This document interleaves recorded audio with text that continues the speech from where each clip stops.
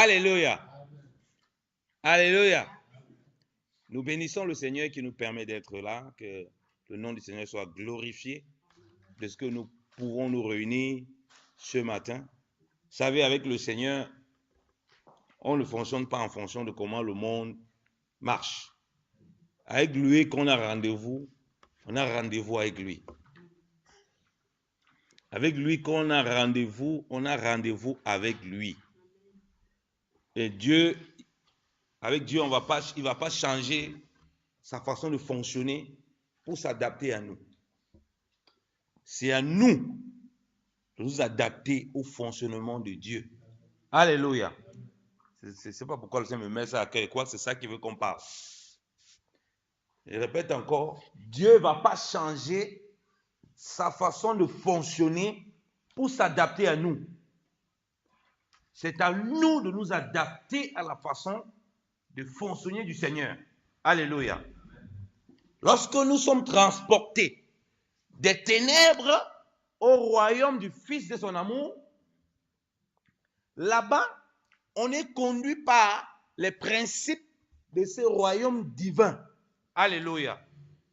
Et dans ce royaume divin, il n'y a pas quelqu'un qui dicte à Dieu comment il marche. Il n'y a pas quelqu'un qui impose à Dieu sa façon de fonctionner.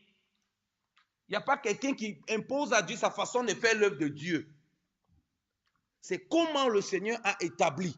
C'est comment le Seigneur veut qu'il marche. Alléluia.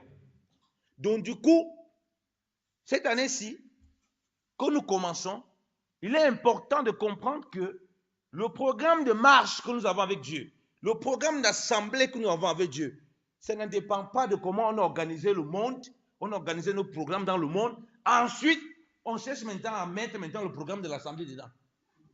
Ça ne se passe pas comme ça. Alléluia. Ah, les gens n'aiment pas ce genre de message. Hein? Alléluia. Je répète encore. L'année civile qui commence là, c'est pas on a fait nos programmes. Ensuite, maintenant, dans l'intérieur de ce programme, on vient insérer les jours d'assemblée qu'on veut venir. Donc, on ne peut pas venir l'œuvre de Dieu. On commence à décider par rapport aux choses de Dieu. D'abord, on met nos principes humains, charnels, humains, nos programmes du monde. Ensuite, on rajoute les choses de Dieu dedans. Ça ne se passe pas comme ça dans le royaume de Dieu. L'œuvre de Dieu est prioritaire sur tout. Alléluia. Parce que dans son royaume, ce sont ces règles, comme j'ai dit, qui prédominent. Ce ne sont pas nos projets. Ce ne sont pas nos principes. Ça veut dire quoi? Quand les gens pensent rentrer dans une année civile, au lieu de penser, Seigneur, qu'est-ce que je dois faire pour toi? Qu'est-ce que je dois apporter dans ton service? Quelles sont les instructions que tu me donnes pour marcher dans ton œuvre? Non. Les gens pensent d'abord à leurs projets, à leurs ambitions, à les choses qui n'ont pas achevé l'année qui suivait, sur les choses mondaines, sur les choses charnelles, sur les choses physiques. Comment ils vont pouvoir le faire? Mais ils ne pensent pas, qu'en est-il de l'œuvre du Seigneur? Alléluia. Ils ne pensent pas qu'en est-il de l'œuvre du Seigneur.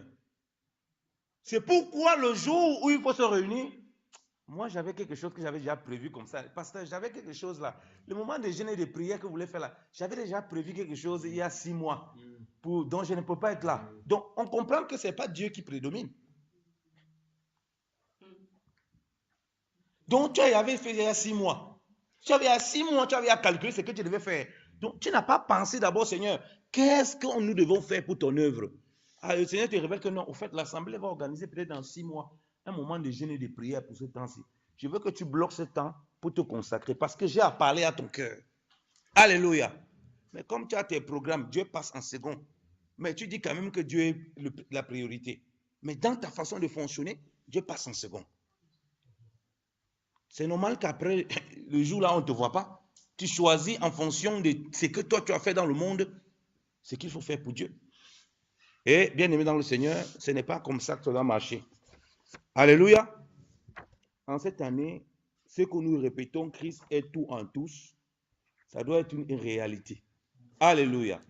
Donc l'œuvre du Seigneur ne doit pas souffrir de nos manquements, de nos désirs, de nos projets qui font en sorte que on paralyse ou bien qui font en sorte que l'Église est dans cette faiblesse dans laquelle nous nous trouvons. Je dis souvent, quand le Seigneur a demandé aux apôtres, allez attendre à Jérusalem, il a donné le nombre de temps qu'ils doivent attendre.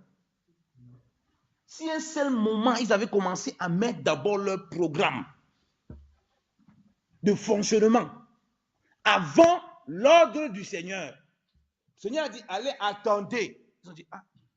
Ils avaient compris la mission du Seigneur. Ils avaient vu comment lui, il attendait les choses du Père. Il était dans la prière. Il était dans la présence de Dieu. Ils ont compris qu'attendre, s'attendre au Seigneur, ce n'est pas d'abord se préoccuper des choses du monde. Ce n'est pas dire, ok, on est là, on fait les choses du monde. Ensuite, quand Dieu va venir, il va nous parler et puis on va écouter. Non. Ils avaient compris qu'il y avait quelque chose d'important qu'ils devaient saisir. Quelque chose d'important qu'ils devaient mettre en place, qu'ils devaient pratiquer. Demeurer dans la présence de Dieu, dans la prière. Ils ne connaissaient ni le jour, ni la date, ni l'heure. Mais ils savaient seulement qu'ils devaient attendre. Le Seigneur n'a pas donné de date. Il n'a pas donné de date. Quand le Saint-Esprit vient les trouver, quand Dieu les visite, c'est parce qu'ils sont dans un état d'attente.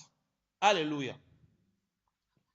Ça veut dire que le jour de la Pentecôte, s'il y avait des personnes là qui ont commencé à rester, ils ont dit, mais finalement on attend ici, mais ça sert même à quoi?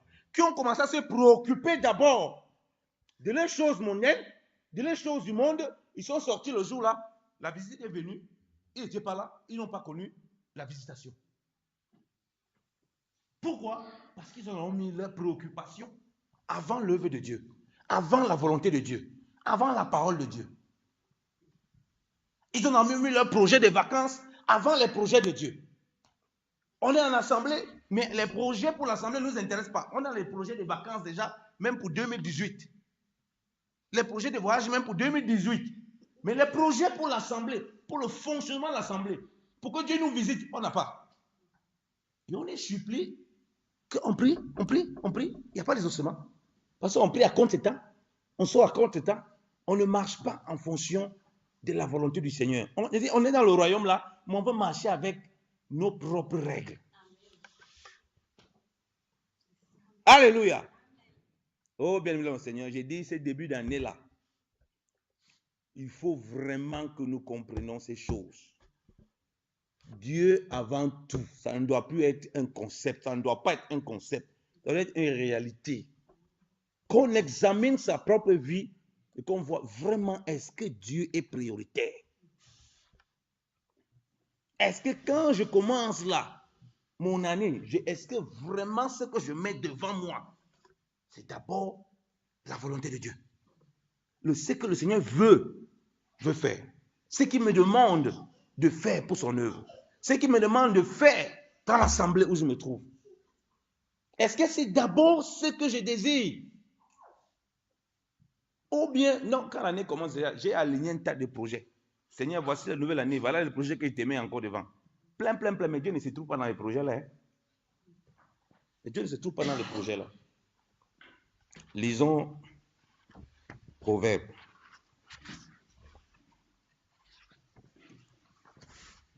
Proverbe chapitre 16.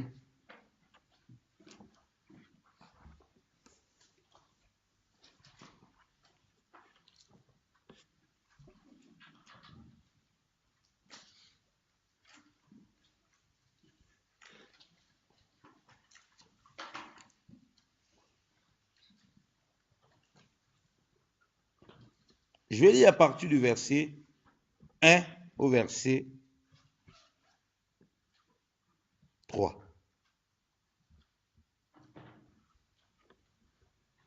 On aura peut-être deux lectures aussi dans une autre traduction. Je lis la parole du Seigneur. Les préparations du cœur sont à l'homme, mais le discours de la langue est de par l'Éternel. Chacune des voies de l'homme lui semble pure, mais l'Éternel pèse les esprits. Remets tes affaires à l'Éternel et tes pensées seront bien ordonnées. Amen. Si vous pouvez lire dans une autre traduction. Proverbe 16, 1 à 3. Amen.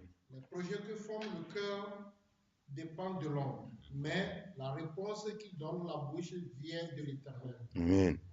Toutes les voies d'un homme sont pures à ses yeux, mais celui qui évalue les dispositions d'esprit, c'est l'Éternel. Amen. Recommande ton activité à l'Éternel et tes projets seront affermis. Alléluia. Alléluia. Vous voyez qu'ici, on montre toujours que... Ici, c'est Oui, vas-y, homme de Dieu. c'est King James. Recommande à l'Éternel tes œuvres et tes projets réussiront. Amen. Commence à partir du verset 1 même. Lui, le verset 1, verset 3 aussi. Là. Verset 1, il est dit, les projets que forme le cœur dépendent de l'homme, mais la réponse que donne la bouche vient de l'Éternel. Toutes les voies de l'homme sont pures à ses yeux, mais celui qui pèse les esprits, c'est l'Éternel. Recommande à l'Éternel tes œuvres et tes projets réussiront. Alléluia. Vous voyez qu'on met toujours le Seigneur en priorité. On met toujours le Seigneur, l'Éternel en priorité. Ça veut dire qu'on peut avoir plein de trucs dans nos cœurs. Mais si ce n'est pas l'Éternel qui amène la purification de ces choses-là, on va mélanger les choses du monde et les choses de Dieu. Ou bien on va commencer à décider nous-mêmes par rapport à comment on doit marcher. Parce que là, on nous fait comprendre qu'on peut avoir beaucoup de choses. De nos yeux, on croit qu'elles sont pures, elles sont droites. Mais devant Dieu, ce n'est pas la même chose. C'est pourquoi j'ai dit que la première chose, c'est de se préoccuper de l'œuvre du Seigneur. Et le Seigneur dit quelle est l'œuvre. Quelle est l'œuvre que le Père nous demande de faire? On va lire ce passage. Si on lit Jean. Oh, merci Saint-Esprit.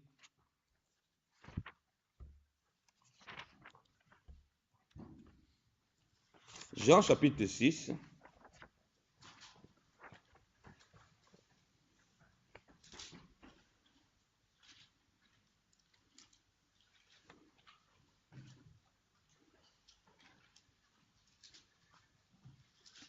Il dit, Jean chapitre 6 à partir du verset 27. À partir du verset 27.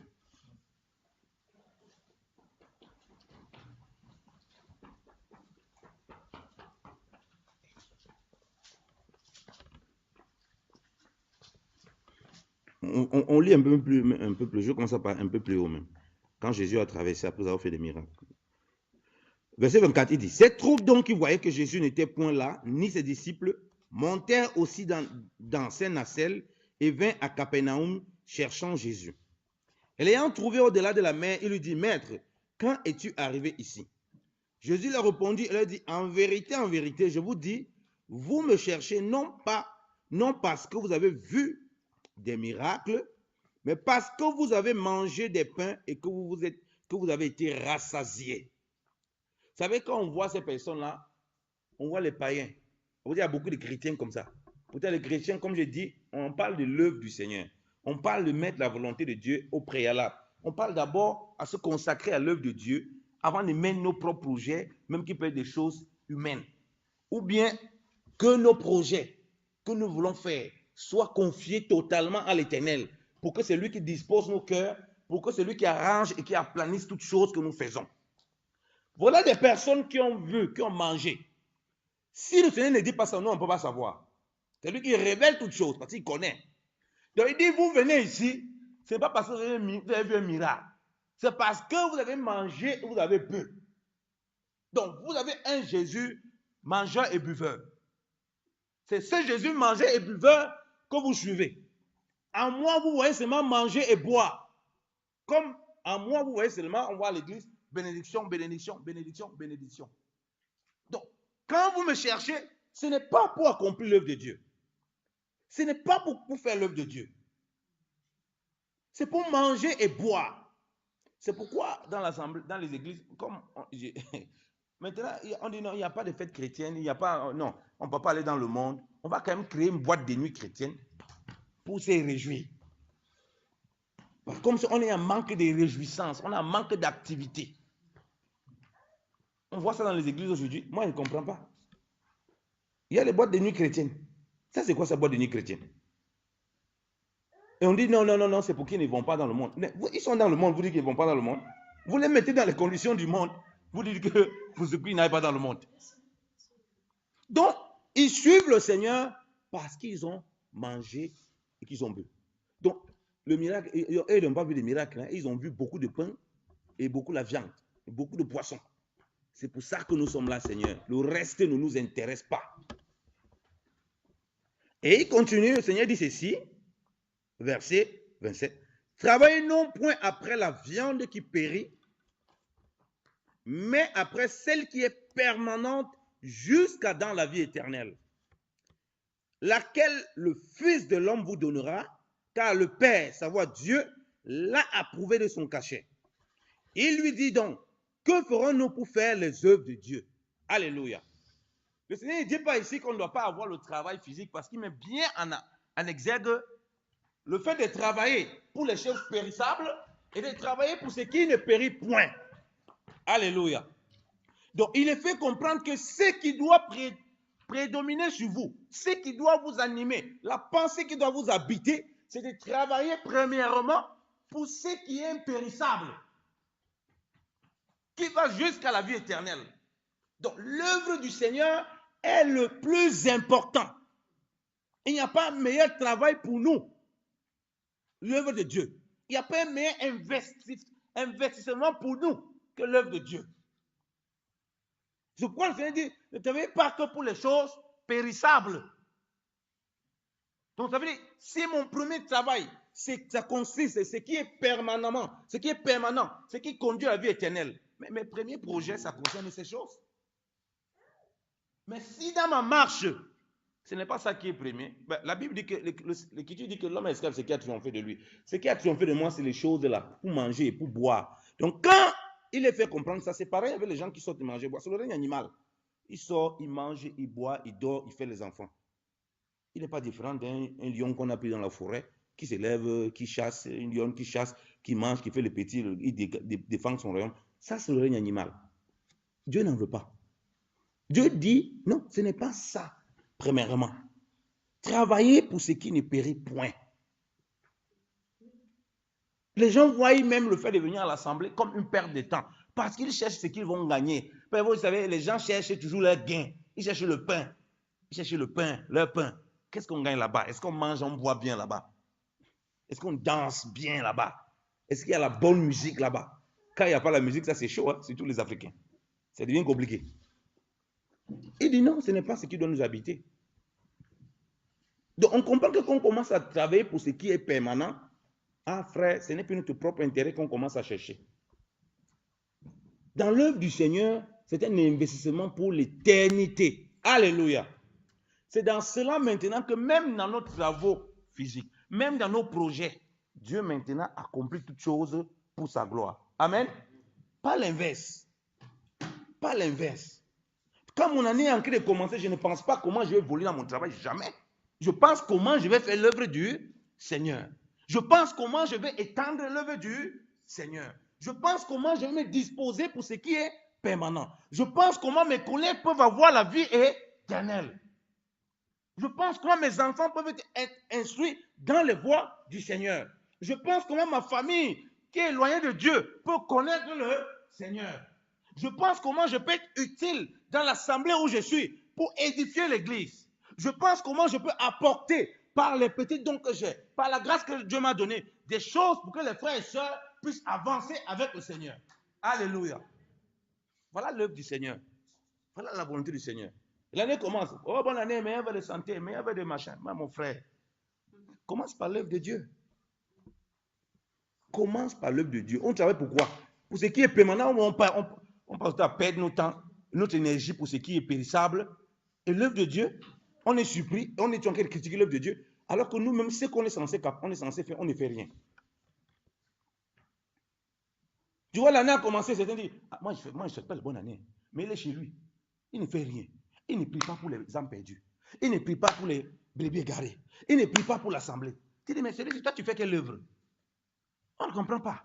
Tu es toujours dans le même cas avec les gens, le manger et le boire. Dans des restrictions qui n'apportent pas la vie éternelle, où tu ne travailles pas pour ce qui est éternel. Dans cette nouvelle année physique, civile là, terrestre, il faut qu'on comprenne ça. que ce que nous, on doit travailler, ce pourquoi on doit travailler, c'est pour ce qui demeure éternellement.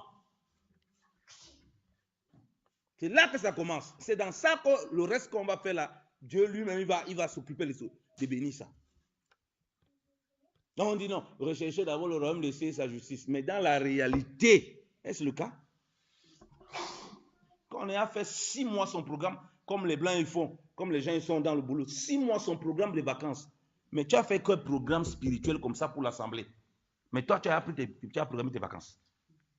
Que les vacances, tu dis que tu vas aller te reposer. Tu as programmé ce temps où? Pour que l'église prenne du temps dans la présence de Dieu, des temps dans l'intercession, les temps dans la prière où tu as programmé sur 6 mois. Tu n'es pas capable. Pourquoi on n'est pas capable de projeter sur les choses du Seigneur, mais sur les choses du monde, on projette comme ça là? Il y a un problème. C'est pourquoi dans l'église, les gens sont dans la défaite comme ça. Parce que ce qui concerne l'œuvre du Seigneur, aucune projection. Pourquoi on ne peut pas se mettre dans l'assemblée? Tu viens dans l'assemblée, il manque certaines choses dans l'assemblée. Dans 6 mois, je projette que je peux apporter même telle offrande. Ça peut aider, par exemple, j'ai vu qu'il manque peut-être les micros. Ça peut aider pour les micros. Pourquoi tu ne projettes pas comme ça? Mais tes projections, tu as pensé, dans 9 mois, il faut que j'ai une nouvelle voiture. Ma voiture, je commence à avoir les problèmes. Mais pour ce qui concerne Dieu, non, tu n'es pas au courant. Aucune projection. Et mais tu dis quand même que je recherche le nom de Dieu et sa justice avant toute chose. Non, ce n'est pas vrai.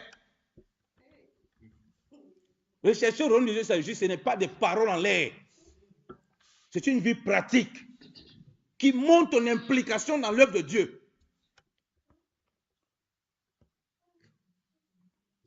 Tu as déjà projeté, dans 4 mois, il faut que j'envoie l'argent en Afrique. Il y a un terrain qu'on veut m'acheter pour faire un truc comme ceci, machin truc.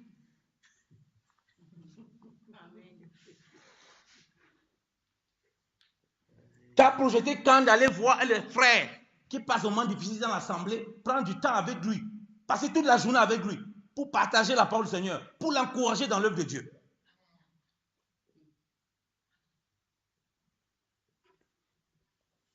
Mais on dit non, rechercher le royaume de Dieu et sa justice. Ce n'est pas des théories, ce n'est pas des paroles en l'air. Pourquoi il y a tant de médiocrité comme ça au milieu du peuple de Dieu? Les gens sont des théoriciens. Mais ils disent qu'ils mettent l'œuvre de Dieu en avant. Non, mettre l'œuvre de Dieu en avant, ce n'est pas en parole.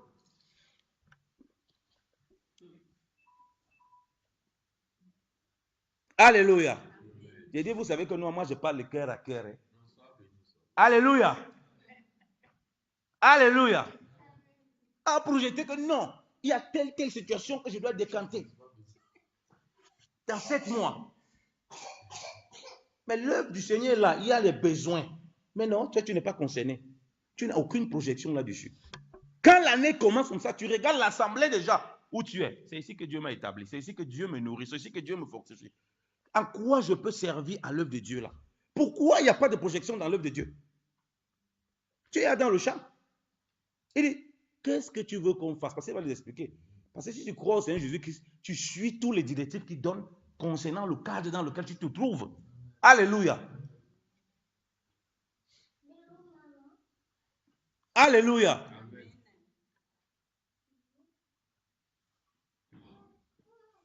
Mais, non, tu as projeté, il y a que je vais envoyer 4000 francs suisses là, à ma tante là.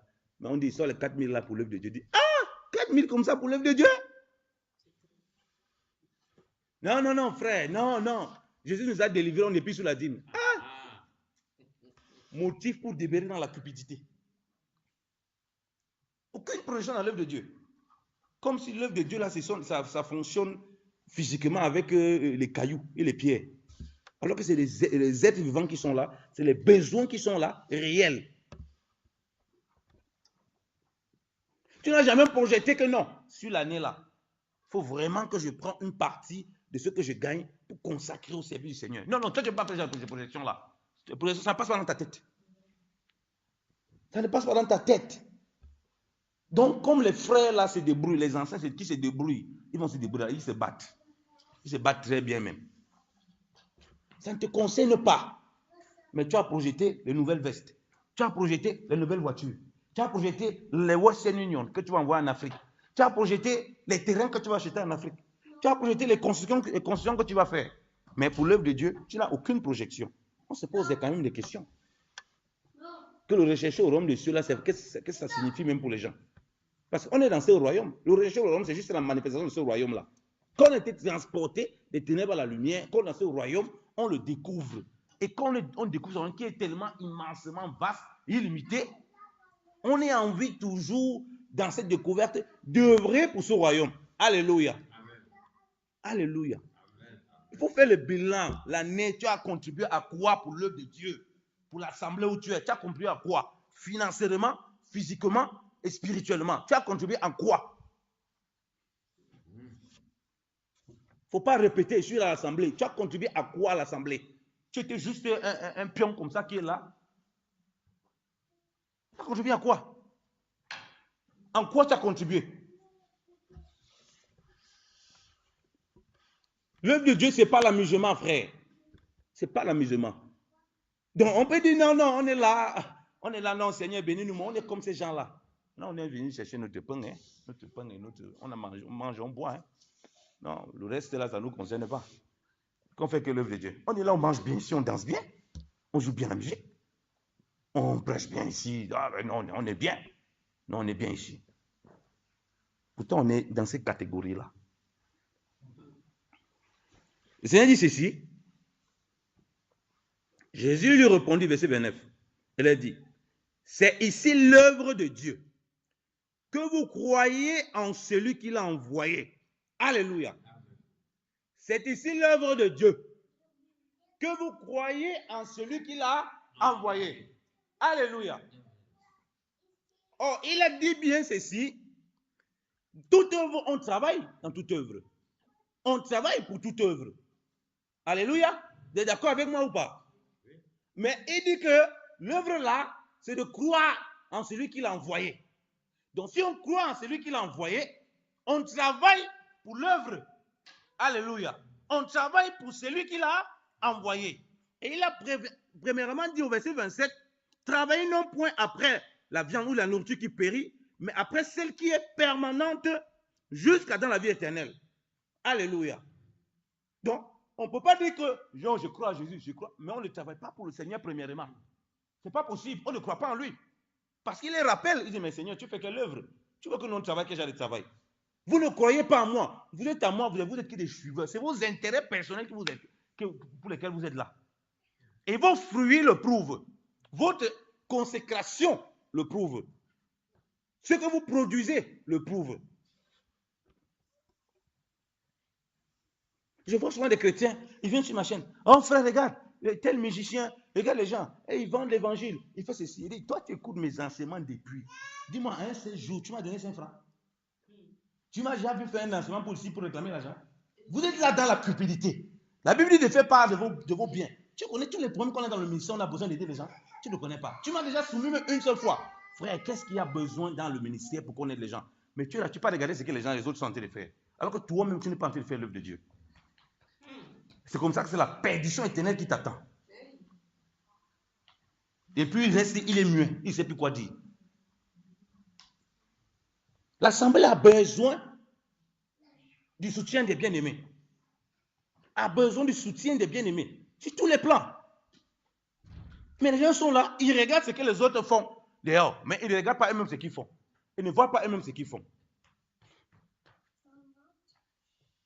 Les frères ne regardaient pas dans la Bible ce que les autres faisaient. Ils ont apporté ce qu'ils avaient au pied des apôtres. Ils ont pensé d'abord à l'œuvre de Dieu.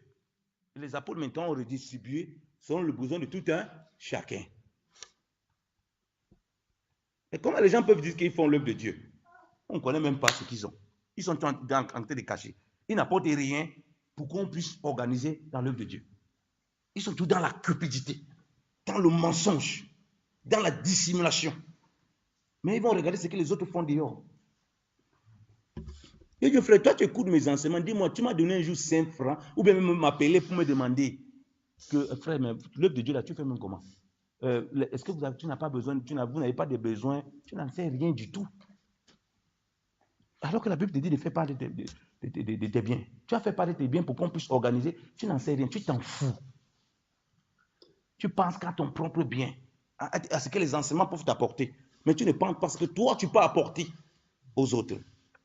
Et toi, tu crois que tu fais l'œuvre de Dieu. Tu es comme ces gens-là qui viennent manger qui viennent pour manger, manger et boire, c'est tout. Mais c'est ce que tu fais. Tu viens, oh papa, il va donner un bon enseignement. Non, oh, j'ai mon pasteur, papa, il est. Ah, tu le défends même partout. Non, tu défends ton pain et ta viande. C'est pas papa, il est que tu défends ton pain et ta viande. Mais oui, tu n'apportes rien pour l'œuvre de Dieu. Non, tu vas aller dire comment ton pasteur, lui, prêche bien. Lui, non, lui, il parle, quand il parle de Jésus, là. Non, lui, il est consacré à Dieu. Mais tu ne fais rien pour l'œuvre à laquelle il est établi, pour amener les enfants de Dieu à la statue parfaite de Christ. Rien. Tu es comme un étranger là-bas dedans. Donc ça veut dire que tu n'es pas différent des gens qui sont là pour manger et boire. Et ton manger et boire là, ce sont ses prédications. Et si on regarde même bien, tu dis Alléluia, Amen. Mais quand tu rentres à la maison là, ce n'est plus ça que tu... Ce qu'il a dit Alléluia, Amen là, tu mets de côté. Que papa, il les a cités à l'assemblée ça. Tu es à la maison, on fait comme nous on veut.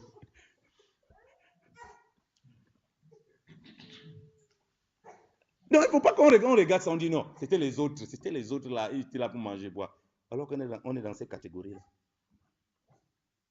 Il dit, c'est ici l'œuvre de Dieu que vous croyez en celui qui l'a envoyé. Mais regardez l'incrédulité de ces personnes. Regardez l'incrédulité. On va lire le verset 30. Il dit, alors il lui dit, quel miracle fais-tu donc afin que nous le voyions et que nous te croyions? Quelle œuvre fais-tu? Regardez l'incrédulité que ces gens développent. Ces gens ont vu un miracle où les pains ont été multipliés. Il y a un pain, ils ont multiplié. Il dit, mais nous, on va croire à toi comment? Tu fais quoi? Tu produis quoi? Tu apportes quoi?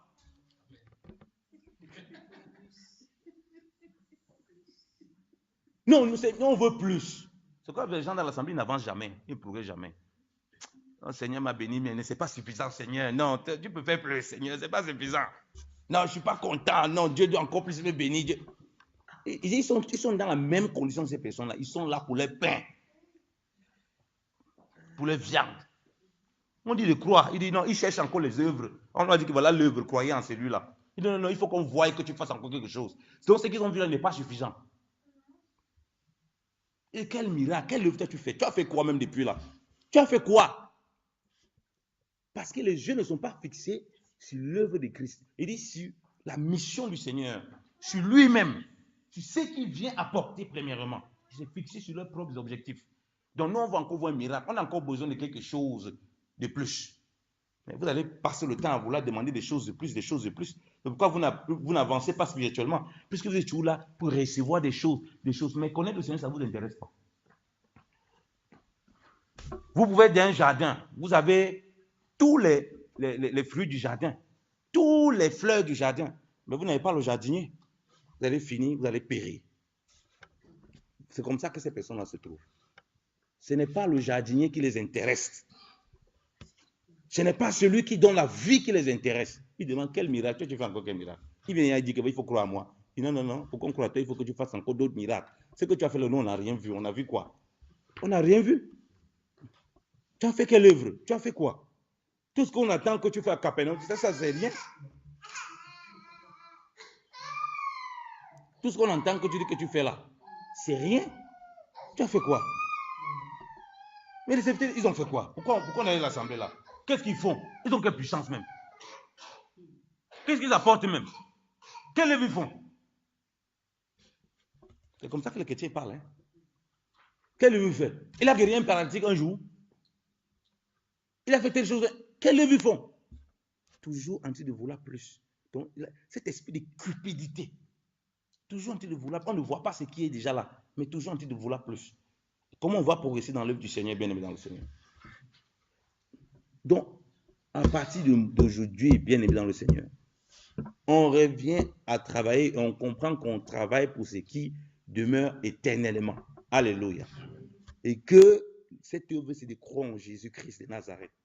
Et si on croit en Jésus-Christ de Nazareth, on travaille d'abord pour lui. C'est le premier patron. Et il ne nous a donné aucune garantie sur les choses terrestres. Parce que si tu sers pour les choses spirituelles, ben, les résultats, c'est les choses spirituelles premièrement. Mais comme je dis, les gens veulent avoir des choses matérielles évidentes. Pourquoi je vais même la prière? Ça m'apporte même quoi? Depuis qu'on fait qu'aller à la prière là, et puis on fait qu'aller à la prière, J'ai pris, mais Dieu même me sait même à quoi. Mais tu n'es pas différent des gens qui mangent le pain et qui boivent. Puisque tu ne comprends pas que l'œuvre, c'est que tu crois en lui, que tu te consacres à lui. Ta foi est basée sur quoi? Sur les miracles que tu veux voir, comme ces gens? Sur les pains que Dieu peut te donner? Est-ce que tu as vraiment goûté que le Seigneur est bon? Regardez ce que Pierre dit. Quand Pierre dit, puisque vous avez goûté que le Seigneur est bon, vous avez goûté que le Seigneur est bon comment? Quand spirituellement, il te sort des ténèbres à la lumière, quand il te délivre du péché, quand il manifeste sa grâce dans ta vie, il te donne des capacités que tu n'avais pas avant. Tu commences à réaliser des choses que tu n'étais incapable de réaliser. Tu commences à voir la lumière divine se manifester au travers de toi. Tu réalises qu'il est bon. Alléluia. Parce que si tu veux réaliser quand il est bon, avec les choses que tu as, tu te trompes. Parce que les gens dans le monde, ils ont ça beaucoup. Ce n'est pas pour autant qu'ils réalisent que Dieu est bon. On ne peut pas réaliser que Dieu est bon uniquement quand on a les choses de cette terre. Ce n'est pas possible. C'est dépendamment de la transformation que Dieu nous apporte. Parce qu'on est dans une œuvre spirituelle. Donc les résultats doivent être spirituels. Comment je peux dire non? Ah Seigneur, non, tu es trop bon, tu es trop bon, tu me donnes beaucoup de choses, tu m'apportes beaucoup de choses terrestres. Mais moi, je continue toujours dans le mensonge, dans la calomnie, dans la cupidité, dans la méchanceté. Mais il dit quand même que le Seigneur est bon. De quelle bonté je parle? Après, quand je finis, Seigneur, non, j'ai vu comment tu étais bon avec moi. Hein. Tu m'as donné tout. C'est vrai que moi, je ne te connais pas. Éloigne-toi de moi. Je ne te connais pas. Tu faisais quelle œuvre? Tu étais simplement là pour recevoir les choses d'ici-bas au lieu des choses d'en haut. Lisons Colossiens 3. Colossiens 3.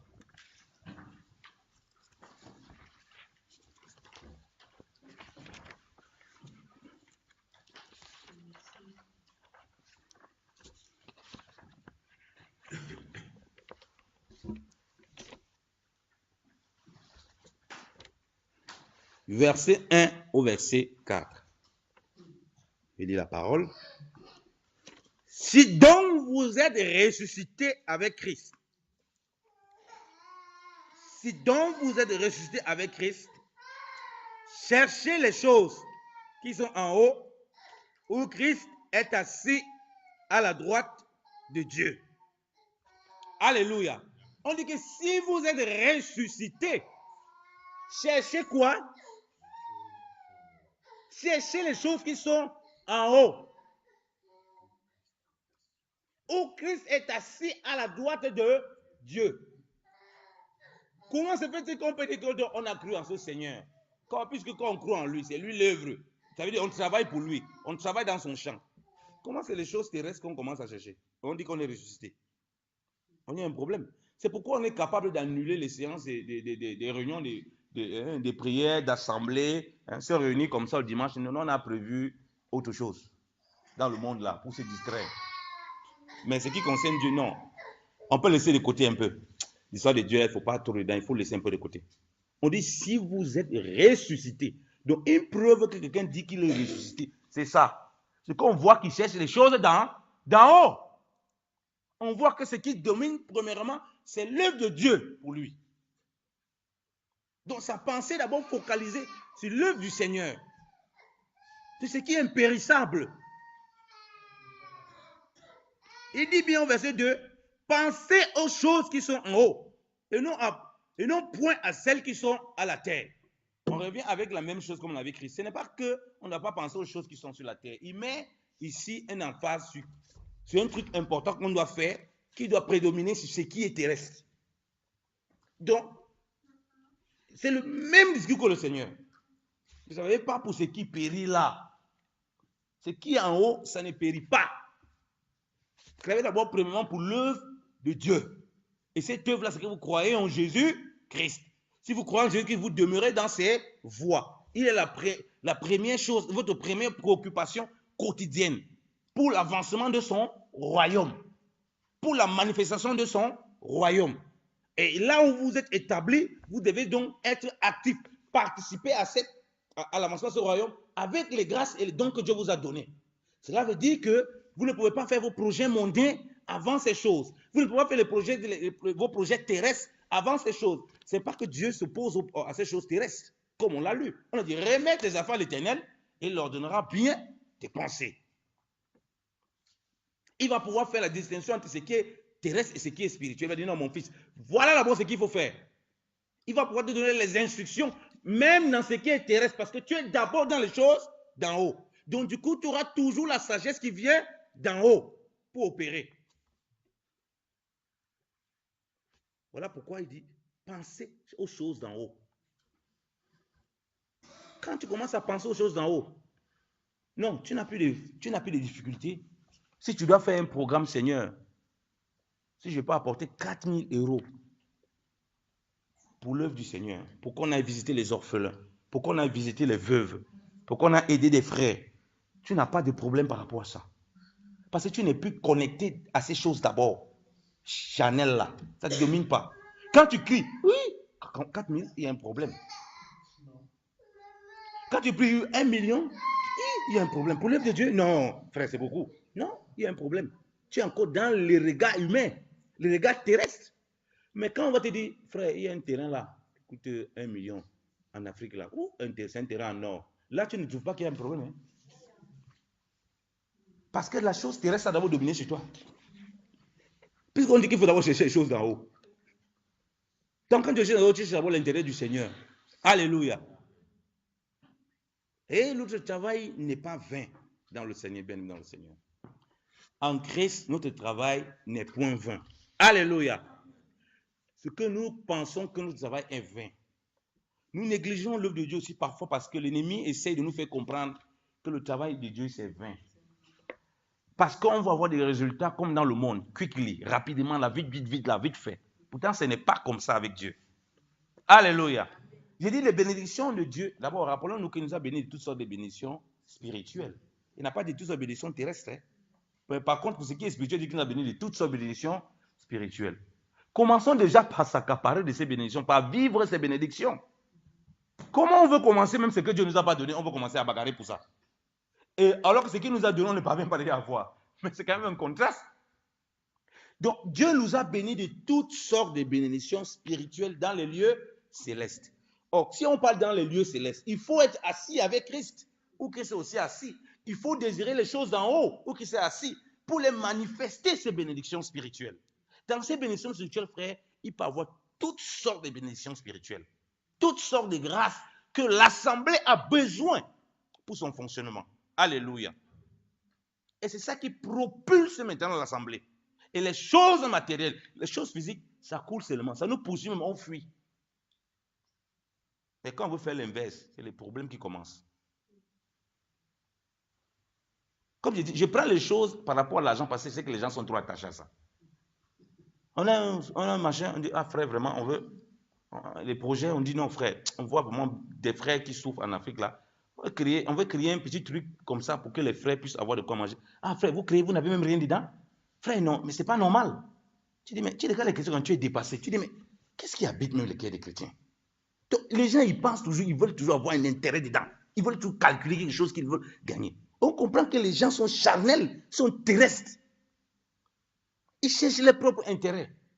Pourtant, ils ne comprennent pas que quand ils font ça, non seulement les bénédictions spirituelles, ils parviennent à les acquérir, à les manifester, mais les choses terrestres même, Dieu met à leur disposition comme il veut, parce qu'il sait que ça, tu auras besoin. Il va balancer ça autour de toi-même, tu vas esquiver ça. Alléluia. Toi-même, tu vas fuir ça. Ça va même t'étouffer. Tu vas dire, pardon, laissez comme ça là. Ça va t'étouffer. Vous savez, quand j'ai cherché le travail, nous sommes en 2008, je n'avais pas encore de travail, j'étais à l'école d'ingénieur, j'ai galéré. Quand j'ai trouvé le travail, je priais, non, regardez, j'ai prié, Seigneur, vraiment, si tu me donnes un petit boulot là, moi, je vais te servir jusqu'à... Vraiment, Seigneur, donne-moi un petit boulot là. Alors, j'ai commencé à avoir un petit travail là, Dieu m'a rappelé. Tu disais qu'il faut donner un petit travail, tu vas servir, non? Je dis, Seigneur, ça c'est encore trop petit. Il faut donner encore un beau gros travail là. Là, je vais te servir jusqu'à... Ça, c'est le boucan. C'est ces choses-là qui te dominent. Alors, à un moment, le Seigneur m'a mis à part. J'ai commencé à avoir un zèle fou. Nous sommes en 2008. Et non, Seigneur, tu as accompli ta part. Même avec le peu que j'ai eu, je ne veux plus, moi, continuer à demander. Je vais me mettre à disposition pour ton service. C'est un Jésus qui s'avance tout, dans tout ce que je dois faire. Frère, je recevais des propositions de boulot partout. Moi, mais je refusais le travail. J'envoyais les gens même pour le travail. Je dis, je ne veux plus. On m'appelle, on me supplie. Je dis, non, je ne veux plus. Et ça, en ce moment, toutes sortes de tentations venaient. Donc. Toutes sortes de tentations venaient. Je peux m'avoir même 3-4 boulots en tant qu'étudiant. Ça, c'est pas grave, même si je fréquente un peu. J'ai regardé il y a comment, dans mes études, je peux prolonger les études même de 7 ans, 8 ans, parce que j'ai programmé comment je vais travailler, programmer mes cours. Vous voyez, j'avais commencé à programmer les choses, non pas par rapport à Dieu, par rapport à ce que je pouvais faire avec ces boulots. Mais Dieu a ôté tout ça. Que mon fils, les gars, commence à te dominer. Et laissez-moi vous dire qu'à ce moment, j'avais dit, Seigneur, vraiment, je dis, c'est là. Tu as accompli même ce que tu avais dit. J'ai voulu résister, mais je vais te servir. Pour ça. Dès que j'ai commencé à rentrer dans ces pensées, j'ai commencé à avoir un zèle que je ne comprenais pas. Parce que Dieu est là pour exécuter sa parole. J'ai commencé à vouloir servir le Seigneur. Avec le peu que j'avais, je voulais servir le Seigneur. Et j'ai commencé à voir, donc, le boulot que je disais que non, bon, si le Seigneur me donne, tant mieux. Ça venait maintenant de partout, frère. J'avais des propositions de partout. J'envoyais même les gens pour faire d'autres trucs. Mais vous voyez comment l'ennemi a voulu m'empêcher. Je dis non, même, non, comment tu peux m'avoir même 3-4 boulots. Tu rallonges tes études. Donc, tu commences à regarder par rapport aux choses là, premièrement, et non par rapport à l'œuvre de Dieu. Et quand il fait ça, il fait quoi? Il te détourne de l'œuvre de Dieu. Donc, comprenons que Dieu veut que nous travaillions et pour l'œuvre de Dieu, qui est croire en Jésus-Christ. Alléluia. Et dans cette œuvre-là, frère, on ne manque de rien. Il faut disposer ce que tu as financièrement, ce que tu as matériellement et ce que tu as spirituellement pour l'œuvre de Dieu, bien-aimé dans le Seigneur. Pour l'assemblée où tu es déjà. Pour les bien-aimés dans le monde entier. C'est la première chose. Ton premier projet de cette année, ce n'est pas, Seigneur, comment j'ai fait pour augmenter mon salaire, comment j'ai fait pour négocier mon... Non, ton premier projet, c'est l'œuvre de Dieu. Seigneur, comment j'ai fait pour mettre à disposition déjà ce que j'ai pour l'assemblée, déjà ce que j'ai pour l'église de Christ, ce que j'ai pour ton service. Voilà ton premier projet aujourd'hui. Donc tes projets, tu veux faire, tu vas aller partout là, tu vas aller aux États-Unis. Il faut laisser ça d'abord. L'argent pour les États-Unis, là, ça peut servir pour l'œuvre de Dieu. Après, Dieu lui-même va remplir les États-Unis là. Tu vas aller aux États-Unis là comme tu veux. Mais quand tu vas aller là-bas, même là-bas, tu vas servir Dieu. Ça ne sera plus simplement tes propres ambitions. Tu vas commencer, même quand tu vas prendre vacances, dans vacances, là, tu vas servir Dieu. Alléluia. Le but, c'est que l'œuvre de Dieu, on le fasse toujours. Amen. On va finir avec un verset. On va finir avec 1 Corinthiens 15. Je dis l'œuvre de Dieu, comme je l'ai dit, elle ne souffre de rien, elle ne périt point. Non seulement elle ne périt point, ce n'est pas en vain l'œuvre de Dieu. Alléluia. C'est ce que je veux qu'on comprenne. Parce que s'il y a ces dysfonctionnements dans notre façon de faire, nous en tant qu'enfants de Dieu, au milieu de l'assemblée, et qui fait que les chrétiens traînent le pas, c'est parce qu'on a tendance, comme c'est une œuvre spirituelle, et qu'on désire des choses spirituelles, c'est que, qu'est-ce que ça nous apporte même? J'ai dit, mais même sur le plan humain, sur le plan matériel, ce n'est pas en vain. Alléluia. Ce n'est pas en vain. Mais ce que Dieu veut, c'est qu'on le serve d'abord. Ce n'est pas qu'on regarde qu'est-ce qu'on gagne. C'est parce que quand on commence à dire qu'est-ce qu'on gagne, on se décourage. J'ai fait la prière là, ça m'apporte même quoi. J'ai prié depuis. Qu'est-ce qu'il gagne même là-bas? Parce qu'il y a ton intérêt qui est là-bas. Donc tu es d'abord dans la chair. Tu es d'abord dans la chair. Regardez ce que le Seigneur nous dit. Bien-aimé, verset 58. Papa, tu peux lire s'il te plaît 1 Corinthiens 15, verset 58, s'il te plaît. 1 Corinthiens 15, verset 58. Ainsi, mes frères et sœurs bien-aimés, soyez fermes, inébranlables. Travaillez de mieux en mieux à l'œuvre du Seigneur, sachant que votre travail n'est pas sans résultat dans le Seigneur. Alléluia! Alléluia! Oh, ça c'est merveilleux. Ça c'est beau. Alléluia! Il les explique avant ça, le mystère de Dieu, le mystère de l'incorruptibilité, qu'on va revêtir un corps incorruptible au son de la trompette. Il les explique ça. Mais quand il finit d'expliquer, il dit ok, Comme on vous a expliqué ça, c'est pourquoi? C'est pour que vous compreniez que vous devez toujours zéler pour l'œuvre du Seigneur. En étant zélé pour l'œuvre du Seigneur comme ça, là, il leur rappelle que non, frère, ce n'est pas sans résultat. Ce n'est pas en vain. Ce n'est pas inutile. Alléluia. Il leur rappelle que ce n'est pas inutile. De même si vous avez l'impression que vous ne voyez pas des choses, il faut se péter cet enfant-là. Hé David, ça suffit, il ne veut plus t'entendre pleurer là. Tu perturbes. Donc, ce n'est pas inutile. Alléluia. Donc, si on parvient, on parvient à penser à un moment, c'est l'ennemi qui nous jette ces pensées-là, et le diable et les démons. Ou bien nous-mêmes, nos propres intérêts qui nous prédominent, ce qu'on cherche. Non, l'œuvre de Dieu, on gagne même quoi dedans? C'est ce que tu penses qu'on ne gagne rien. En réalité, on gagne. Mais Dieu a mis les choses en place pour que si quelqu'un vient avec l'esprit de vouloir gagner, il n'aura rien.